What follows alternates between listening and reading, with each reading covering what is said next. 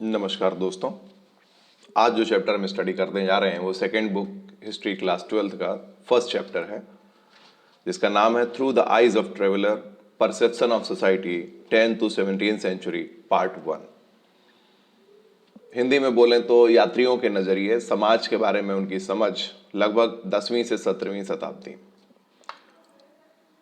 अगर इस चैप्टर के इंट्रोडक्शन पर हम आते हैं तो हम देखते हैं कि people travelled from one place to another in search of work. लोगों ने, चाहे वो महिलाएं हों चाहे पुरुष हों, उन्होंने नेचुरल क्लस्टर से बचने के लिए, ठीक है, काम के लिए, they escape from natural disaster, traders, merchants, soldiers, priests, pilgrims यानी तीर्थयात्री, और driven by a sense of adventure, या कुछ लोगों ने साहस की भावना से प्रेरित होकर भी यात्राएं की। We shall see how our knowledge of the past can be enriched through a consideration of description of social life provided by travelers। यहाँ पर हम ये देखेंगे कि ऐसी क्या स्थितियां होती हैं जिससे एक ट्रेवलर की दी हुई जानकारी से हमारा नॉलेज इनरिच होता है, हमारा नॉलेज बढ़ता है। और जिन लोगों ने हमारे सब कॉन्टिनेंट, हमने आपको बताया था सब कॉन्टिनेंट का मतलब समझ लीजिए भारत, पाकिस्तान, अफगानिस्तान, बांग्लादेश, ये हमारा इंडियन सब कॉन्टिनेंट है, जिसे पहले भारतवर्ष कहते थे। अखंड भारत की कल्पना जो है वो यही है। और यहाँ पर जो हम पढ़ने जा रहे हैं वो 3 ट्रेवलर्स हैं जिनके अकाउंट यहाँ पर हमको देखने हैं। पहला है अल-बरूनी, जो उज्बेकिस्तान से आया था और जिसने एक बुक लिखी है किताब उल हिंद, और ये 11th सेंचुरी में आया था। 11th सेंचुरी का मतलब हुआ बेटा 1001 से लेकर के 1100 के बीच में। दूसरा है इब्न बतूता, मोरक्को से आया था और नॉर्थ वेस्ट अफ्रीका में पड़ता है ये क्षेत्र, और ये 14th सेंचुरी में आया था, यानी 1301 से लेकर के 1400 के बीच में। और तीसरा है फ्रैंकोइस बर्नियर, ये एक फ्रांस का रहने वाला डॉक्टर था जो यहाँ पर 17th सेंचुरी में आया था। 17th सेंचुरी का मतलब मान लें तो 1601 से लेकर के 1700 के बीच में। 1605 में अकबर मर जाता है और ये उसके बाद आता है। ये दारा सिकोह के साथ भी रहता है। अब इसके बारे में जब हम बाद में बात करेंगे तो काफ़ी डिटेल में करेंगे। अब यहाँ पर मेन बात यह है कि ट्रेवलर्स क्या करते हैं। जब वो किसी नई जगह पर जाते हैं, वहां सेटल हो जाते हैं, तो निश्चित रूप से एक ऐसी दुनिया उनके सामने होती है जिसकी ज्योग्राफी डिफरेंट होती है, जहां के कस्टम डिफरेंट होते हैं, लैंग्वेज डिफरेंट होती है, फेथ डिफरेंट होते हैं, बिलीफ जिन्हें आप कहते हो, है ना। और वो असामान्य बातों को ज्यादा वैल्यू देते हैं। असामान्य बातों का मतलब है जैसे जब मेरे यहाँ जो चीजें नहीं होती, because I am a teacher in Kendriya Vidyalaya, तो I went to Tenga valley. I want to give you my example. वहां पर मैं गया तो वहां पर जैसे हमारे यहाँ उत्तर प्रदेश में है तो शादियों में दहेज की काफी डिमांड रहती है, लेकिन वहां पर ऐसा नहीं है। नॉर्थ ईस्ट में वहां पर अगर आपने किसी से दहेज मांग लिया किसी लड़की से, तो लड़की वाले कोई भी, पूरी सोसाइटी के, आपको अपनी बेटी नहीं देंगे। ये तो लालची प्रवृत्ति का व्यक्ति है और ये सोशली एक्सेप्टेड है। मदर डोमिनेंट एरिना है ना। तो मेरे लिए तो एक आश्चर्यजनक था, ऐसा कैसे हो सकता है। ठीक है। वाइन का consumption in comparison of UP बहुत ज्यादा है, चूंकि वो ठंडे क्षेत्र हैं। तो बहुत सारी चीजें ऐसी मिलती हैं जिनको देख के लगता है कि यार ये चीजें कैसे हो सकती हैं। तो अब मान लीजिए कि मैं कानपुर सिटी का रहने वाला हूं और मैं वहां पर गया और मैंने ये चीजों को देखा जो मैंने कभी एसेस नहीं किया था कि ऐसा भी होता होगा। तो जब हम वहां गए, वहां 2-3 साल रहे, वहां से वापस लौटे, तो हमारे पास बहुत सारे एक्सपीरियंसेस थे नॉर्थ ईस्ट के जो मैंने यहाँ के लोगों को बताए। अब यही मैं राइटर होता तो उसको अपनी बुक में लिख करके पब्लिश कर देता कि नॉर्थ ईस्ट में ये चीजें होती हैं, अच्छी भी हैं, है ना। तो अब इन चीजों से क्या होगा, that has become a source.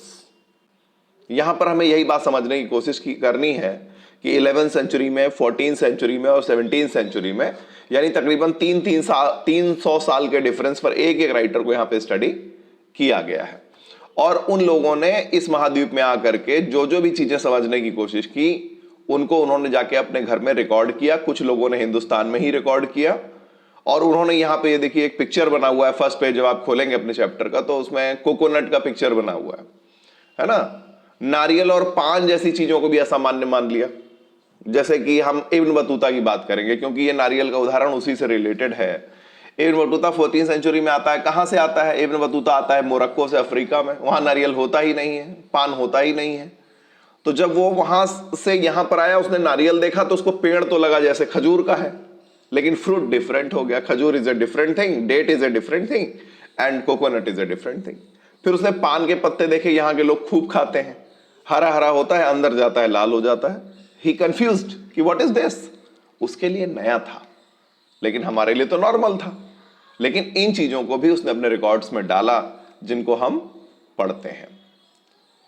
ठीक है, इसके बाद अब हम अपना फर्स्ट व्यक्ति लेते हैं जो अल-बरूनी है, जो उज्बेकिस्तान से आया है और जो 1973 में ख्वारिज़्म में पैदा हुआ। ख्वारिज़्म में उज्बेकिस्तान है, और आपको बताना चाहूंगा कि बाबर भी उज्बेकिस्तान से ही आया था। बाबर को उज्बेकों ने ही भगाया था वहां से, और उसने हिंदुस्तान में शेल्टर लिया और बाद में हिंदुस्तान का वो खैर ख्वाह बन गया, है ना।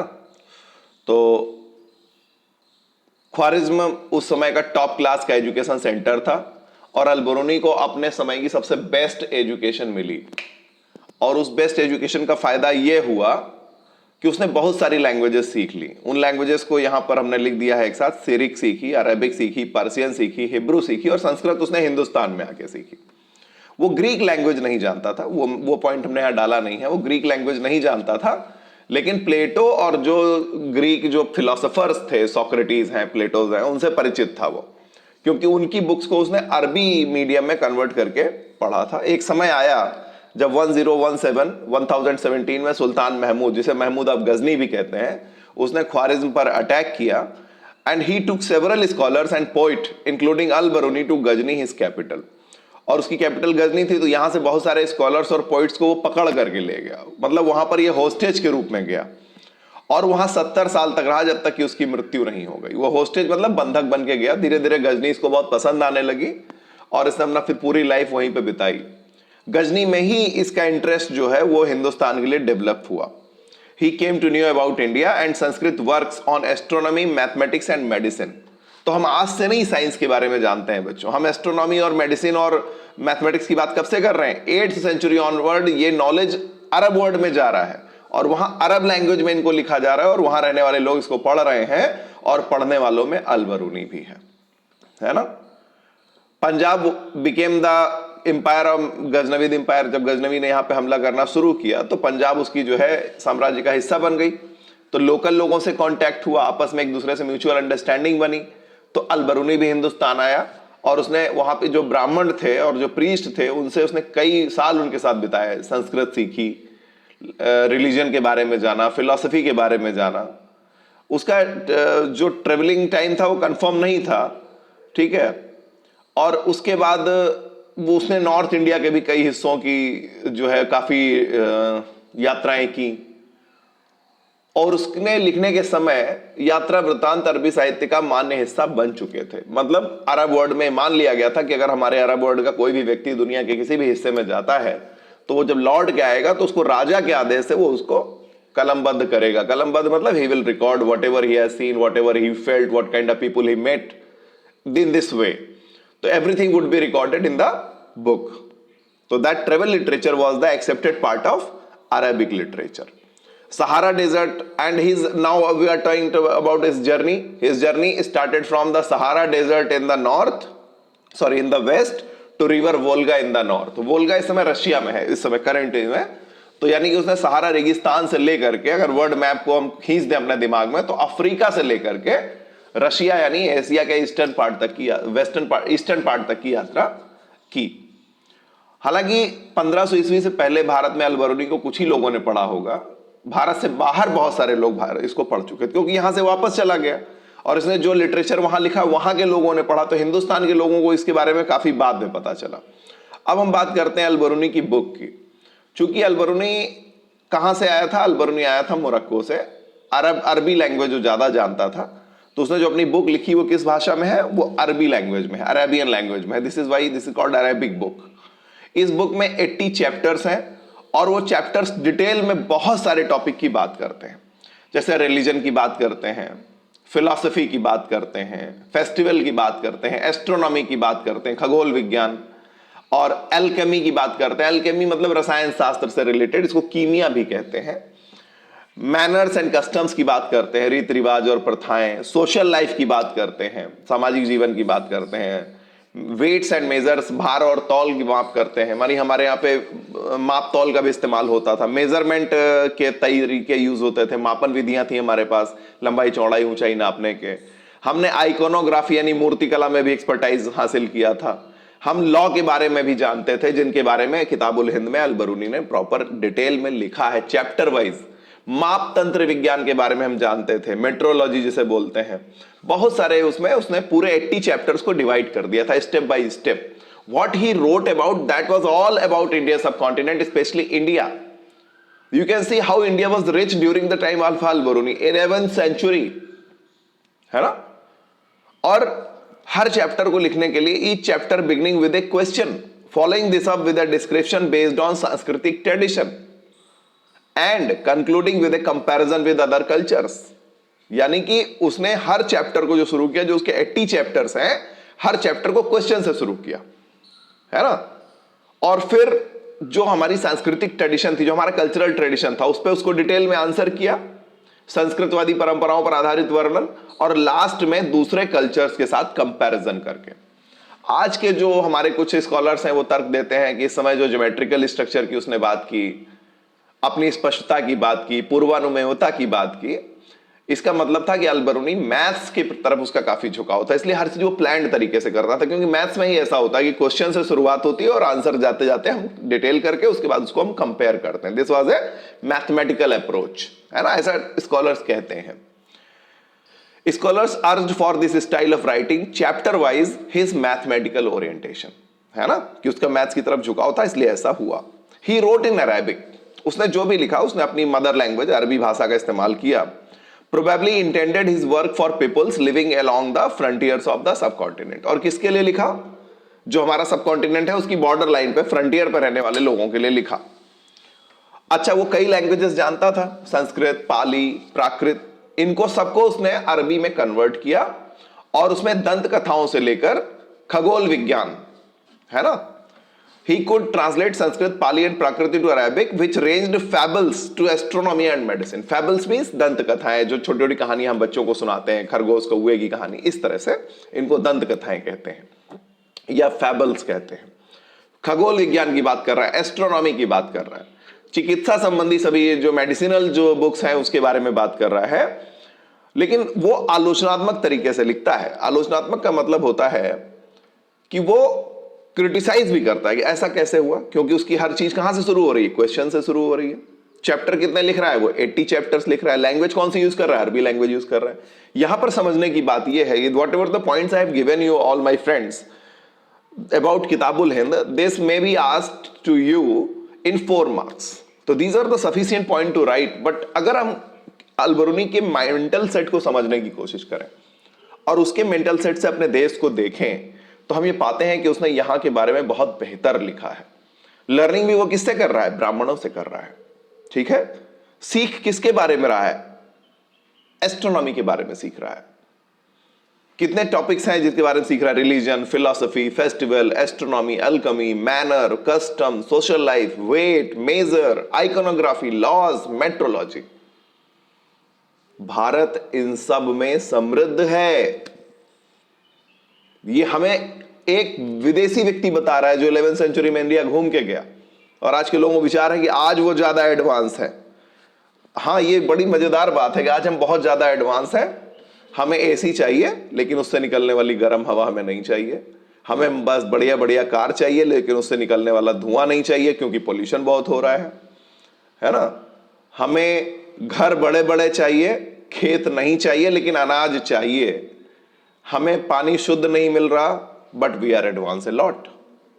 पहले के लोग अनपढ़ थे, वो पानी पीने के लिए हैंडपंप्स का और नदी के पानी का भी इस्तेमाल कर लेते थे, लेकिन हम लोग सिविलाइज्ड हो गए, हम लोग एडवांस अल्ट्रा मॉडर्न हो गए और हमें पानी डब्बे में बंद करके, बोतल में बंद करके पीना पड़ता है। तो हमें सोचना है कि एक्चुअली हम एडवांस हो गए या हम बैकवर्ड हो गए। ये भी हिस्ट्री का एक इसेंस हो सकता है। ये है अल-बरूनी का पिक्चर जो 11th सेंचुरी में हिंदुस्तान आया। अब हम शब्द की बात करेंगे, हिंदू शब्द। What do you mean by Hindu? आजकल बड़ा चर्चा में है कि ये हिंदू है, ये मुसलमान है, ये जैन है, ये बौद्ध है। तो हम देखेंगे क्या हिंदू शब्द एक्चुअली हिंदुओं का है ना। Old Persian word used in 6th to 5th century BCE BC का मतलब 0 से 500-600 साल पहले। ये एक पुराना पर्शियन यानी फारसी भाषा का शब्द है हिंदू, जो 6 to 5th सेंचुरी बीसी में हिंदुस्तान में आने वाले लोगों के द्वारा यूज किया गया। और इसको पर्शियन लोगों ने किस जगह पर यूज किया? To refer the region east of the river Sindhu, right side में, सिंधु या इंडस के राइट साइड में जो एरिया है उसे हम बोलते हैं हिंदू। बाद में पर्शियन के बाद अरब आए and Arab continued Persian word and called it all Hind and it's people Hindi, यानी देश का नाम अल हिंद हो गया और इसमें रहने वाले लोग क्या हो गए? हिंदी हो गए। जैसे चीन में रहने वाले चीनी, है ना। लेटर टर्क्स रिफर्ड, अब पहले पर्शियन हुए, फिर अरब हुए, फिर टर्क्स हो गए। Turks referred the people to the east of river Indus Hindu and their land Hindustan and their language as Hindvi. जो ईस्ट ऑफ रिवर इंडस है वो हिंदू है और हिंदुओं का स्थान क्या है? हिंदुस्तान है। और हिंदुओं की भाषा क्या है? हिंदवी है। अगर इस डिफिनेशन में आज हम जाते हैं जो कि अरब वर्ड ने दी, जो कि पर्शियन ने दी, जो कि टर्क्स ने दी, तो आज हिंदुस्तान में रहने वाला किसी भी मत को मानने वाला व्यक्ति हिंदू है। चाहे वो मुसलमान हो, चाहे वो जैन हो, चाहे वो बौद्ध हो, वो सब क्या है? वो सब हिंदू है। क्योंकि हिंदू एक राजनीतिक शब्द है जो एक ज्योग्राफिकल टर्म को शो करता है। शब्द राजनीतिक है लेकिन ज्योग्राफिकल टर्म को शो कर रहा है। ज्योग्राफिकल टर्म का मतलब हुआ रिवर इंडस के ईस्ट में जो रहता है वो हिंदू है, हिंदुओं का स्थान हिंदुस्तान है और उसमें बोली जाने वाली भाषा हिंदवी है ना। None of these expressions indicated the religious identity. और ये जितने भी एक्सप्रेशन मैंने आपको बताए इसमें कोई भी अपनी रिलीजियस आइडेंटिटी को शो नहीं करता है। It was much later that the term developed religious connotation. बहुत बाद में जाकर के इसकी धार्मिक पहचान, धार्मिक संदर्भ में इसका प्रयोग किया जाने लगा, है ना। धन्यवाद। आज के लिए ये वीडियो 5.1 नाम से मैंने इसको लोड करूंगा मैं इसको, और I hope you will enjoy this. और यहां पर हम एक व्यक्ति के बारे में थोड़ा बहुत जान चुके हैं, that is Al Biruni and Kitab-ul Hind. अभी आने वाले समय में हम इनके बारे में और भी बहुत सारी बातें जानेंगे और समझेंगे। Thank you all.